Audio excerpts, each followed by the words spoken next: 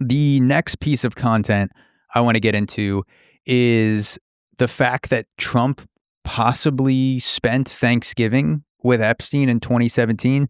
This also comes from emails dropped in the November 2025 files dump and another video by CoffeeZilla. So let's get into it.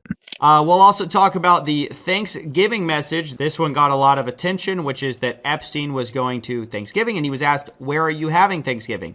He says, "Eva." This lady, Faith Cates, replies, "He's such a snooze. Who else is down there?" He replies, "David Fizzle, Hansen, Trump."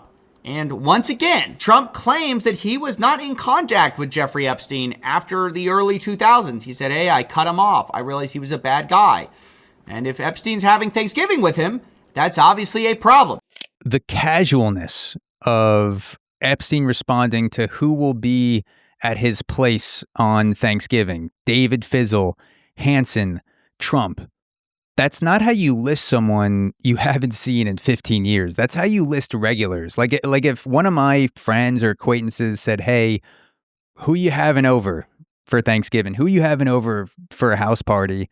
And I haven't seen Paul in 15 years, let's say, and my friend knew that, I wouldn't say, "Yeah, fucking Pat's coming over, Jessica and Paul," and just period, end of sentence, because my friend would be like, "Bro, you haven't talked to Paul since 2005. Remember when you had that falling out and you publicly harangued Paul in the media and said you cut all ties with him? You're inviting him over for Thanksgiving," and that would be the correct response. You should be like, "What the fuck? I thought you cut this person off."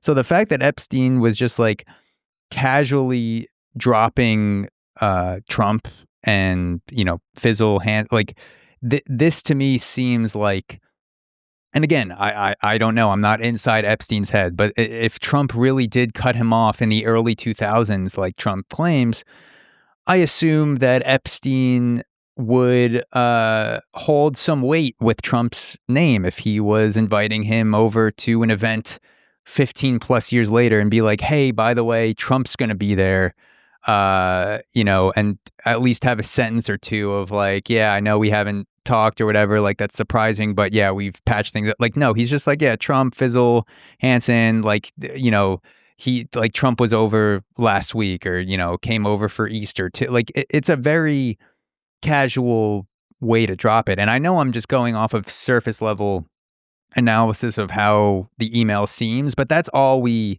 have right now is to go through these files and go through these emails and just like sort of try to put ourselves into the minds of who would write an email like this. And to me, this signals pretty casual. This is how I would just list a group of people that I regularly saw, that I was, acquaintances with, friends with. There's like no bad connections there. There's no animosity between me and the people I list on a list like that.